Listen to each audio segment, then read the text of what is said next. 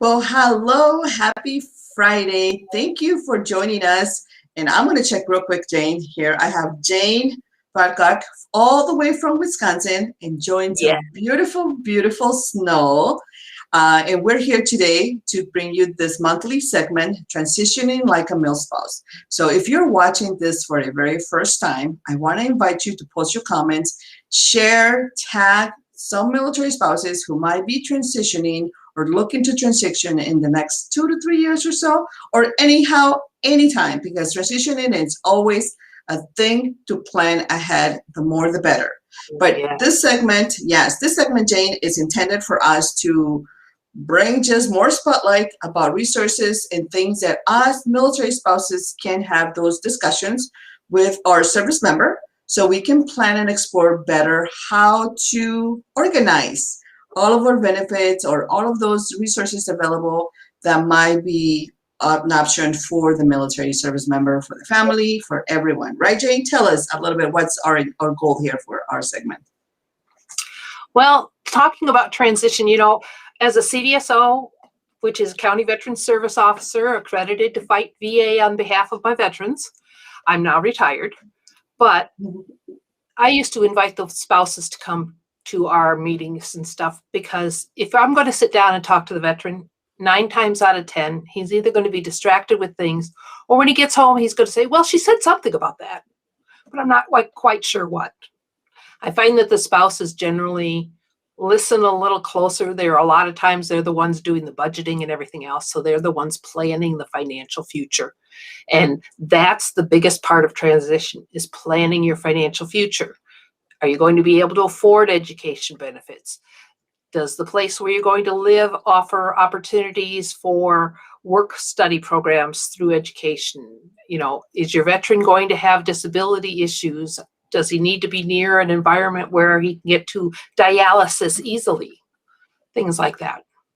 Absolutely. And those are some things that we didn't talk about when Hector and I, when he was transitioning. He had so much stuff going on, so many classes to attend, so many what he called, I have a checklist and departments that I have to go and check in and check out and get signatures and all those things, that he had no time to share about all his, I guess you can say, a recap or download everything he was being exposed to. So he would just throw me a bunch of papers and said, here, read them, and then find something in there that maybe will be helpful for you or the kids. Here, throw this. And so it was very overwhelming sometimes to kind of go through all of that stuff, because it was like I would always go back and ask him questions and say, hey, what about, did you know that this program, or what about this other resources, and did you know that you disability and all these things, have you explored that? It was like, woman, I don't have any time for that. I don't know. Right now I'm worried about making sure that I am contacting and I am stopping by every single person or on that checklist, and just meet all those things, plus all these other stuff that he had going on. So but right, which is very overwhelming. Yeah, you're both trying to do your job, and you're trying to run a household and your job. Maybe you're working outside the home, and he's trying to do his job and train up his replacement, or at least the guys that work for him, so that they don't have a failure of leadership after he steps away. Exactly. So yeah, it's a lot to ask. But one good thing that he did put on us is, if we're going to stay in California, then you need to find out or research. The one up that you can help me with is research about what will the kids need, because we had 2 older ones at the time that were college. What they need, to be successful, school here. And while I go through my disability process, what qualifications that would require for so. So we did that. So that's what I'm going to focus on today a little bit further, is to chat about education benefits for military and or our kids, because our kids are our life, right? So we take a little bit better advantage to be aware of what's for our kids, for ourselves as a spouse who perhaps put their career for a while, and now we're trying to get back to school without having a huge debt. Yeah, there's so many things out there. And one of the things that a lot of people, veterans and or civilians, don't understand is that you can take your experiences in the world and go down to the education centers at the local college and or tech school, and they can often convert those. For the veterans, basic training is actually worth a FIED credit. So take those things down, find out what's available, see if they have an adult learning program which might convert your experience. After all, why sit in an electronics basic class if you've been doing electronic repair for 4 years? Exactly. Get those credits that you can ahead of time. You have your federal GI Bill. If you are a veteran and you know you're going to be or will be a veteran soon, and you know that you're going to have a disability rating due to an injury in service, well, you're going to have options other than the federal GI Bill. You're going to have the vocational rehabilitation and things like that, which is going to take off a financial burden. The other thing to look at as a veteran is that disability rating. Is it going to put you in a position to give education benefits through the state or through the VA to your family? So Right. here in Wisconsin, we have 30% rated veterans that have education benefits for their spouse and their children and their stepchildren. So if they're contributing to the overall income of and or supporting their dependents of any form, whether it's step or otherwise, then they're eligible for it too. Our home of record, if they entered service from Wisconsin, completed at least one contract, they pay taxes for those years, so they get that benefit right away. Now, So if let you me- transplant, So let me put you. So let me put you. Yeah. So let me put you on the spot on that because, as I mentioned earlier, he enlisted. He enlisted in Milwaukee, Wisconsin. So for the first 10+ years or so of his military life, he was a Wisconsin resident. We were a Wisconsin resident. I met him then too. So we pay taxes in Wisconsin, and Wisconsin was very generous to us because when they had a overpay of taxes, they used to send us the kickback checks. And I loved it because Oregon doesn't do that. But that's who was our home on record. So if we decide one day to go back to Madison, to Milwaukee, or any other place in Wisconsin, would we as retirees qualify for any services out there, or our kids? definitely. You paid your taxes. You're going to come out here. For one thing, retirement benefits are not taxed from the military. So that's nice. That lowers your income in the state of Wisconsin. You also have the state GI Bill, which any child under the age of 26, not married, it would be considered a dependent. So if your child is, say, 22, and you're looking at them just starting school, that free tuition at any state university or state technical school is there. And they now have a program where they're working with some of the nonprofit schools outside of the state system, but located here in Wisconsin, to give free tuition too, and or a grant to a certain level. Yeah. So that's a pretty good deal. And a spouse gets to use it for 10 years after the last child turns 18. So if they decide they're not going to go to school till after the last child's out of the house, well, you get to use it when your child is 26 years old. Can a spouse use any education benefits at all out there? Are you aware of that they can help, or it can help for any continuous education options for military spouses? And I know it's probably very different for every state, but overall, are you aware of any that just come to mind? As far as just 1 or 2 classes type thing? Yeah, or like I want to go back and finish up my bachelor's or my master's. Would I be able to qualify maybe under the VA or through any local states for any additional programs that will pay for my schooling? Yes. They aren't necessarily concerned with, are you a new student? They want to help you finish whatever is going to get you to that next step. There's usually a limitation by the number of credits and or the dollar amount when it comes to programs. So in Wisconsin, they say 36 months, and people go, well, that's only 3 years. No.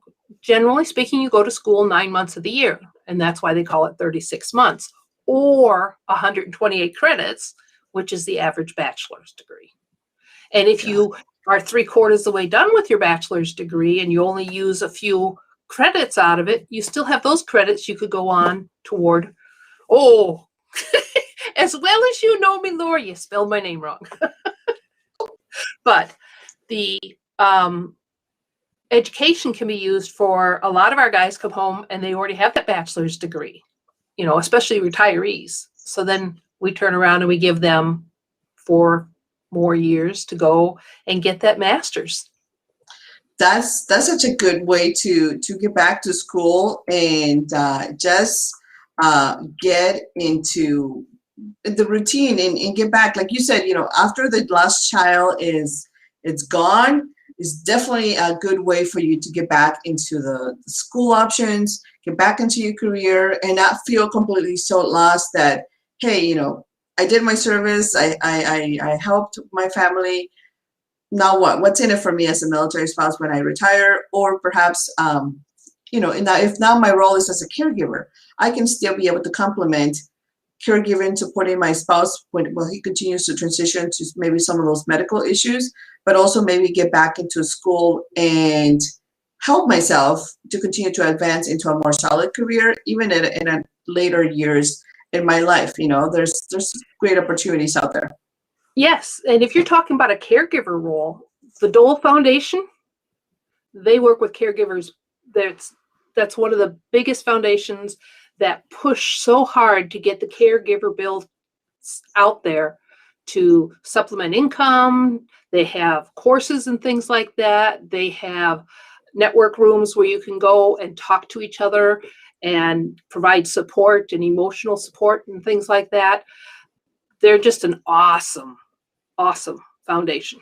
So it's Elizabeth Dole Foundation, Bob Dole, you know, both of them being senators and he being a town guy. So they are a veteran. They have programs and classes online and things like that, things that you need to know to prepare yourself for what's coming next in the stages of certain diseases and things that might be service connected. And so those sources are out there and you can get those, and those don't cost you anything.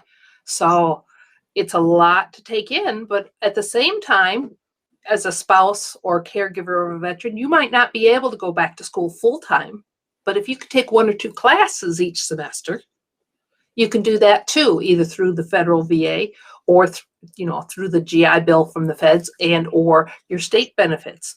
Some states will pay you a stipend while you're in school. The federal obviously does.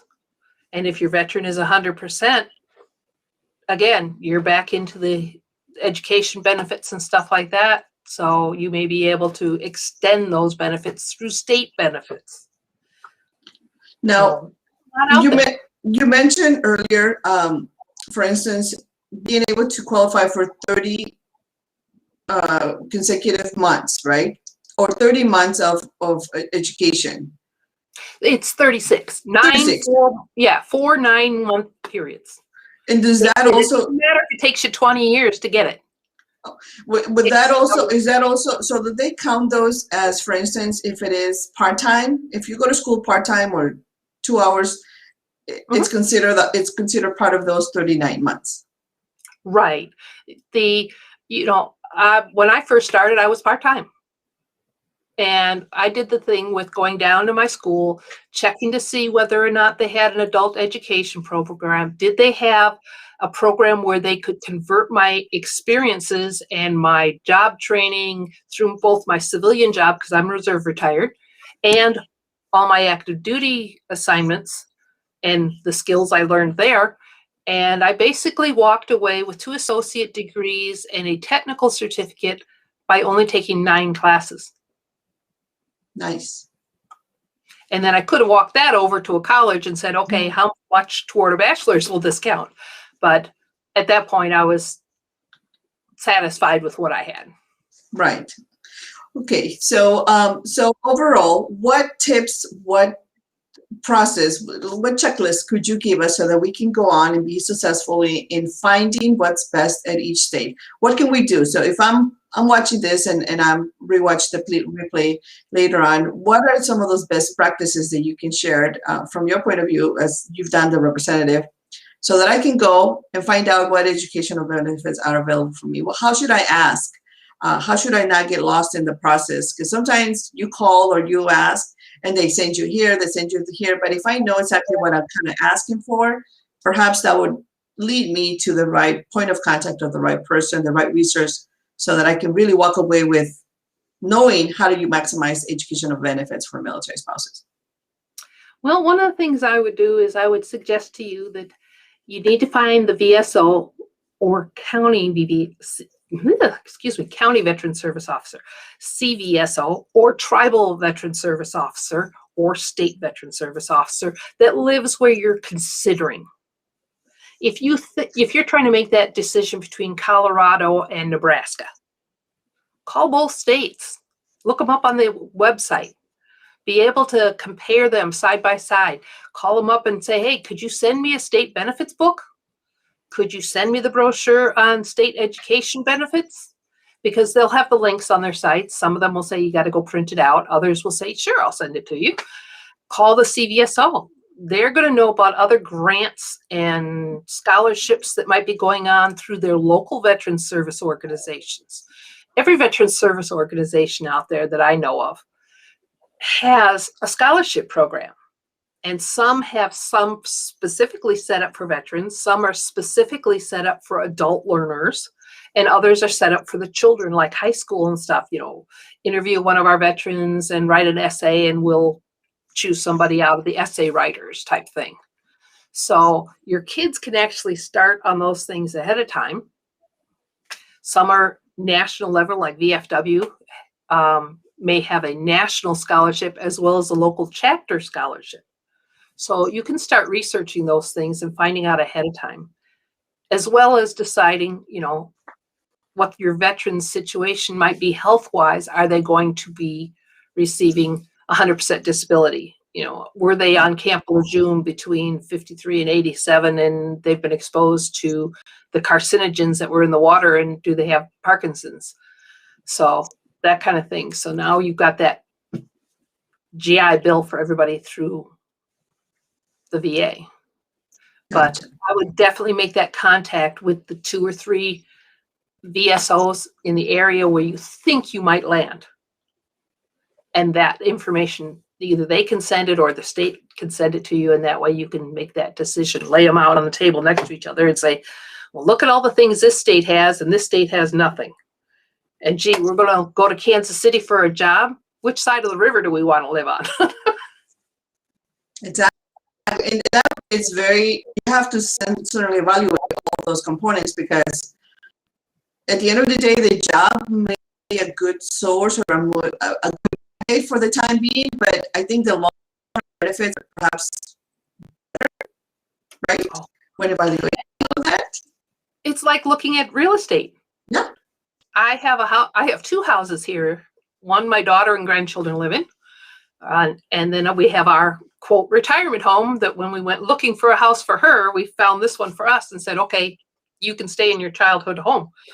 But real estate wise, my house in Wisconsin on Wisconsin Avenue would have cost, I saw a house in Sacramento back in 2003 that had less floor space, didn't have a garage, and had about a third the yard, and they wanted $380,000.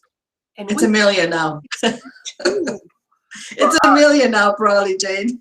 Probably. And the insurance rates out there, oh my gracious.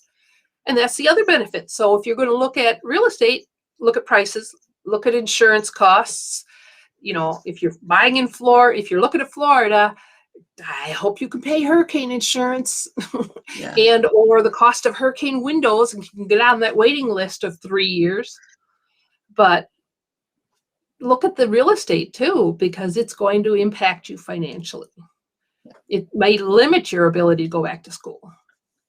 Exactly. And that's so overall, just to wrap it up, the best point is call your local VSO office and get all the local resources and services available. And if you're evaluating 2 to 3 different states with your spouse, then look at those benefits. Look at the long-term picture versus the now or the next 4 or 5 years, and then start making where perhaps those states, might be able to have the better resources for you, for your family, for you to have that good, fulfilling transition in life, because the transition doesn't stop right after you get off the military. It continues on 2, 3 years later, in a few years on, until you finally find your settled time. Am I good to assess that, Jane? Yes, that's very good. The big thing is everybody thinks that transition, the big part of it is the job. No, because you can change jobs. You can move somewhere else. You can seek training in a different field. But if you don't have your financial picture set up to be gainful for you, at the age of 60, and for about a year, we really thought about my retiring at 59 because I was having some health issues that came up and it was aggravating some of my service stuff. But we were able to make that decision because we had made the financial decisions ahead of time as far as property and the cost and the state benefits and things like that. And the idea that I could go back to school for no tuition, so I could go back part-time and work part-time, and there's other benefits that come into play for our veterans, the vocational rehabilitation and employment program. To know that they have that safety net to help them.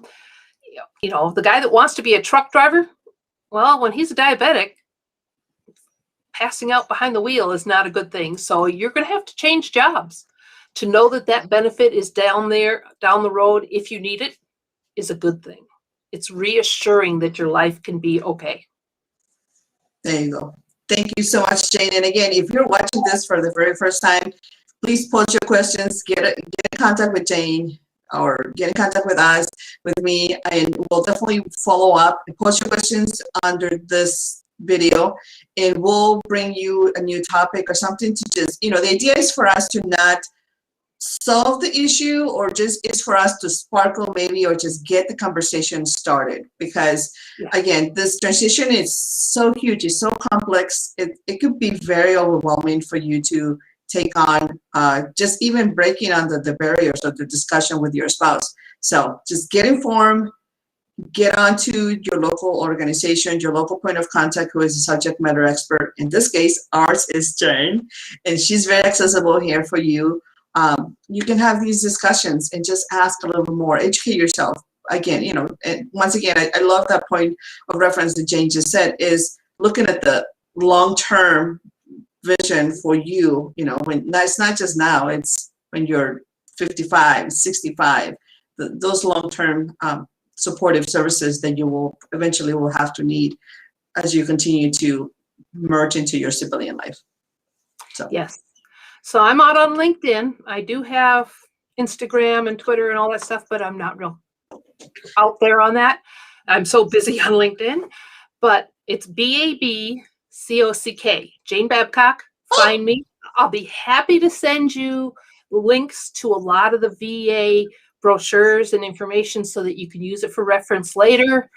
If you are the caregiver of an older veteran or the widow of an older veteran, there's some financial benefits out there that may greatly influence their decisions on in-home care or assisted living or things like that. And I'd be happy to send you information on that too.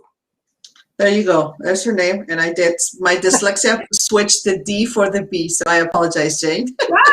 So there it is. There, well, you can imagine what my husband's nickname was in school. So she is on LinkedIn, and she's also in the Clubhouse. So she's in the clouds. So if you can also, if you have access to the Clubhouse, you can also follow Jane there too and ask questions. So thank you, Jane. Yep. Have a great Friday. Take Enjoy care, the snow over in Wisconsin. Well, it's already melted. One day it snows 3 times in the day, and then it melts off. But it's still great. I remember those days, but I don't miss them. But I will definitely one day we'll come to visit you, I promise. Yes. Please do. Take care, everyone. Bye.